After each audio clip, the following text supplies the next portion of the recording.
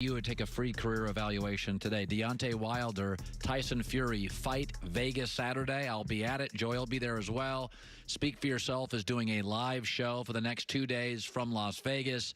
We have Tyson Fury on the show tomorrow. They met before. It was a controversial draw. These are, I think they're between the two of them. It's like 78-0-1. This is going to be a world-class fight. I just read a story yesterday that Tyson Fury may, if he wins the fight, shut it down. He's over.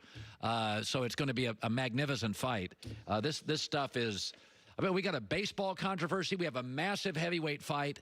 We have all sorts of stuff going on. It's a free agent market, folks. We got Brady to the Raider rumors, Phillip Rivers to the Colts, Teddy Bridgewater and Cam could both be on the market. And we also have the NFL draft where it's an interesting thing happening. If you go the last 5 to 6 years, outside of Paxton Lynch and maybe Josh Rosen, we don't know yet, all these quarterbacks are working to some degree.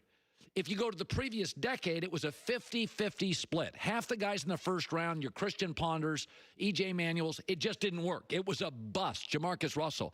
Something is changing in football. Quarterbacks now taken high are mostly working. Sam Darnold's not great, but it's working. He's added juice. Baker Mayfield had a down year, but nobody thinks his career is over. It's sort of changed now. Is it college offenses pulled into the NFL? Are quarterbacks now, do they have 10,000 hours that they didn't have in previous decades because of all this 7-on-7 stuff? Let's bring in Matt Miller, NFL draft scout, Bleacher Report. He does an excellent job. You can follow him on Twitter. Got a podcast, Stick to Football, via the Coward Global Satellite Network. Matt, it's a real thing. I'm a recruiting nerd, and I've really noticed this. The quality of quarterbacks, like the 10,000-hour Malcolm Gladwell rule. These kids now, Drew Bledsoe told me, he goes, I started 28 high school games. That is it. That's the snaps I took. Kids come out now, they are way more refined. So I look at these quarterbacks, and I think Herbert's going to work. I think Tua's going to work. I think Love's going to work. I think Joe Burrow's going to work. I'm not sure about Jacob Eason, and I'll throw this at you, Matt. I could argue 10 years ago, he would have gone 1 because he's the biggest, strongest guy. I don't think he works today.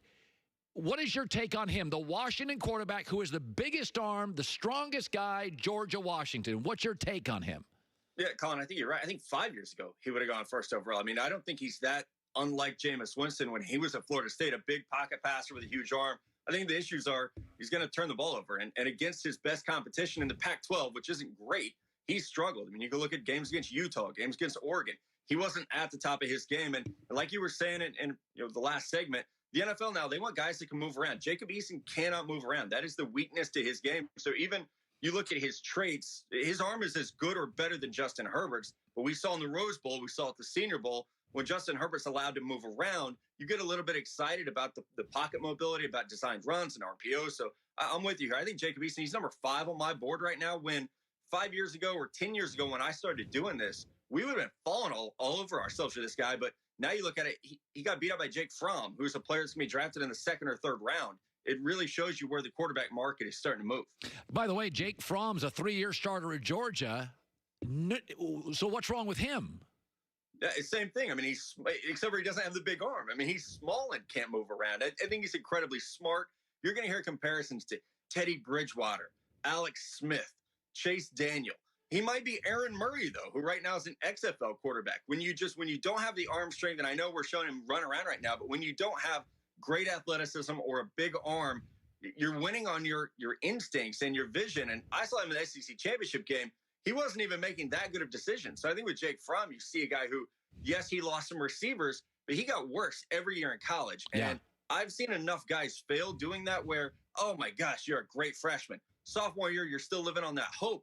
Junior year, you're just not good anymore. And I think we've all been burned by Christian Hackenberg enough to now look at guys like Jake Fromm and say, why did you not get better in college? How much of that's on you? How much of it is the coaching staff? How much of it's what you had in terms of skilled position players around you? By the way, I'm told you don't like Justin Herbert as much as I do. Now, I've defended him saying, Oregon's offense has an offensive line coach as a head coach. They're really conservative, kept him very much dialed in. They didn't have very good receivers. I think he'll be allowed to open up, like in the Rose Bowl, a little more as a pro. But I'm told you don't love him when you look at the film. Yeah, I think he'll be a first-round pick, and I think he'll probably be a top-5 pick. When I look at the film, though, I see a guy who, like there, one read, and he takes off running. And I think with Justin Herbert, that is the issue. And some of that could be Mario Cristobal's offense. It definitely could be. But I see him as a 1 to 2 year project where if he can go somewhere and not have to be the guy right away, it could be really good for him. I always thought the Chargers were a great fit for him if he could have sat behind Phillip Rivers. Now that they're moving on, if you draft him at 6 and say, go out on the field and make something happen, I think that's where he's going to struggle. He's going to turn the ball over a lot. I was happy to see him start to run the ball a little bit more toward the end of the year. It felt like Oregon opened things up. And you're right. His best receiver, Juwan Johnson, dropped a ton of passes. But I think it's still a project where getting him to second and third read is going to take some time to develop. But to your credit, Colin, we would have said the same thing about Patrick Mahomes coming out. Say, no way this guy should play right away. He doesn't even know how to call play in the huddle. It's going to take a year to get his feet wet to learn. I think Justin Herbert's in a similar spot where I just don't want to see him thrown out on the field right away because I think he would struggle. Everybody. I mean, I imagine you like Joe Burrow. I'm a Tua guy one, a Burrow guy two, and then a Herbert guy, and I do think Jordan Love at Utah State. If you go back to about a year ago, forget this year when he lost everybody. I thought he was a pretty good player. I YouTube his highlights. He looked good to me. Looks like an NFL player to me. But here's the thing with Tua. The knock is, well, I mean, look at his receivers at Alabama. Is that because that may have been the best college wide receiving core, seriously, Matt, I've ever seen. It's incredible. That's like 3 legitimate guys. Is that a legitimate knock on Tua? He's throwing to wide open first-round receivers.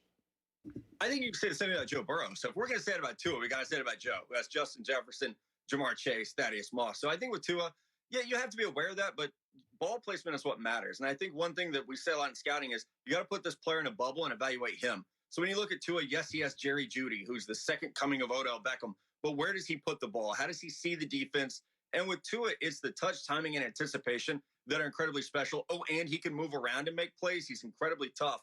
The only questions I have about Tua, the 2 ankle injuries and the hip injury. If it weren't for that, we would be having a very hot debate about who the best quarterback in this class is. So if you feel like, hey, him having these 4 months off to worry about the hip, the ankles aren't going to be a problem. And if the hip is healthy, then you feel like there's a second legit franchise quarterback in this class. But I know there's worry about guys from Bama coming out just being banged up because they're going to do whatever it takes to get you on the field on Saturdays. They're not as worried about what you're going to look like in 5 years. So I think with Tua, that is a concern more than who he had around him. For me, it's more about the injuries and how long he can stay healthy at the next level. Finally, Matt Miller joining us, NFL draft scout.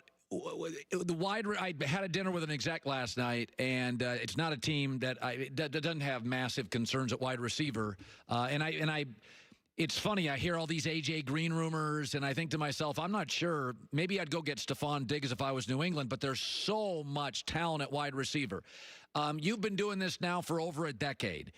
How many draftable receivers in your Rolodex right now do you believe there are in this draft? How good is it?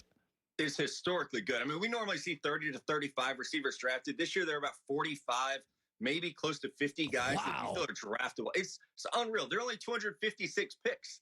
So we're going to see a lot of receivers get picked. We're going to see a lot go early. I know the argument right now is why take Jerry Jeudy in the top 10 when you could take Justin Jefferson in the 30s, but there are special talents and there's depth. Last year, we didn't have receivers drafted until the 20s. Marquise Brown, N'Keal Harry. This year, I think guys like Jeudy, CeeDee Lamb, they're going to fly off the board early because they're special players, they're good people. We don't have the diva concerns with this receiver class. Like 2014 was a great year, but you kind of worried about a lot of the guys at the top, how much they loved the ball, how tough they were. There are no concerns this year with the top end guys. Is there an under the radar guy from a program I've heard of, like that I may have watched on Saturday? Is there a guy that you're like he's way better than people think?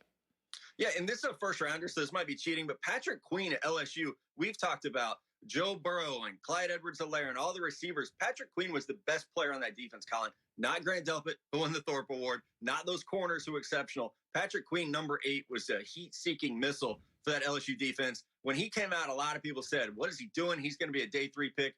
You look at mock drafts, mine, Daniel Jeremiah, Mel Kiper, everybody across the landscape, he's a top 20 pick. So Patrick Queen's a guy that I think a lot of people slept on. He didn't start until the Texas game for LSU. and maybe got a little bit overshadowed by how great that team was. But he is one of the best defenders in this class. All right, Matt Miller, good stuff. Follow him on Twitter. What's your Twitter account, by the way, Matt? At NFL Draft Scout. Easiest thing to find in the world. All right, good stuff. Matt, thanks for coming on the show. Appreciate it, Colin. You bet. You know, I like this stuff. This is what I like to do. Yeah, I was thinking about this. There's just something about, I got a text yesterday from an executive said, let's talk Thursday. I couldn't even see straight. I was just crazy. This is like, you know what? I don't even say it's like Christmas for you. Everybody's got something. Yes. Goulet, it's Yankee games. It's Greg Toohey, it's supporting cheating baseball franchises. Everybody's got something in their life that they are into, and this is what I'm into. And I know it's not, sometimes I bore you, but it's the idea that there are 50 draftable wide receivers. There's 260 picks. What is it specifically about the draft that intrigues you so much? I like building stuff. I like the architecture. I like homes. I like real estate. I like building stuff. I like picking stocks. Okay, I can see that. I like to pick my own stocks. I like to pick draft picks. There's something about some cerebral mechanism of it, stacking stuff. Does that sound weird? No, I understand.